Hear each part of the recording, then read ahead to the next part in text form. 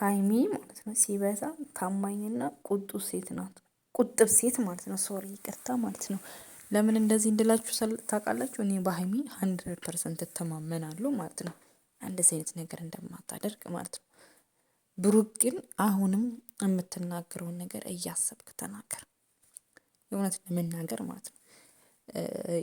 የሆነን ሰው ከህይወትክ ማውጣትን ብትፈልግ በዲሲፕሊንና በስነ ስርዓት በተሞላ መልክ ነው እንጂ እንደዚህ በመጮህ ስለፈቀድኩልሽ ነው በነፃነት ፍቅራችሁን ይፋ እንድታደርጉ ነው ምናምን አይባልም።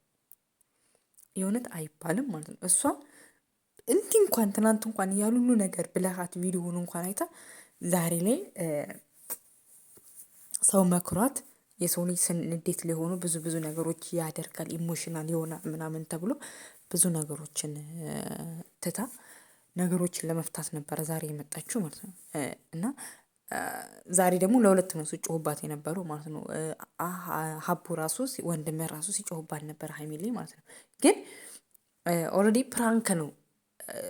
ፕራንክ ነው ግን ለምንድን ነው እሷ የምትጨነቀው ነው? ገባችሁ አይደለ?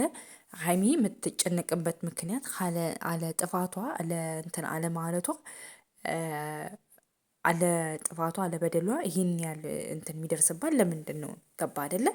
እሷ ትናንት የሆነ ነገር የተማመነው ነገር ስላለ ነው በቪዲዮ እንደዛ ያለው የሆነ ነገር ስላለ ነው እንጂ የሆነ ነገር ባይኖር ኖሮ አይልም ብለካል ማለት ነው። ሲጀመር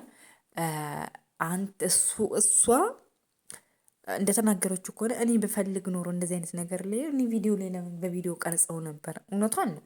ሲጀመር መታመን ለራስ ነው። ገባህ አይደለ?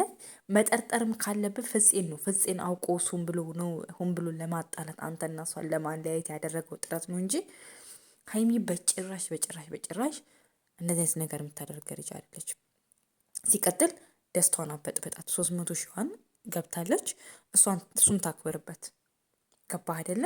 ቢያንስ የሆነ እንትን ለማለት እንትን ንቀትክ ደግሞ ንቀት አለብህ። የእውነት ለመናገር በቃ ሲበዛ በጣም ብሩክ በጣም እየተጨማለክ ነው። የእውነት ለመናገር ማለት ነው።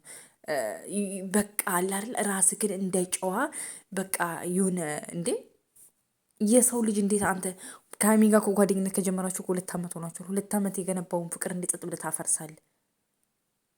ስለፈቀድኩልሽ ነው ቆሜ መሄድ ስለሄድኩልሽ ነው አይባልም። ብሩኬ ለምን እንደዚህ መባል አስፈለገ እንዴ? አንተ እያሳለፋችሁትን ነገር ጥሩ ነገሮችን አታስብም እንዴ? እሷ እንዴት እንደዚህ የምትናገር መጣች? ምንም ሳታውቅ አንገትህ ላይ ምን ላለች እንዴ? የሰው ልጅ እኮ ኃጢአት ቢሰራ ኑሮ እኮ መታ እንኳን አትነካክም ነበረ እኮ።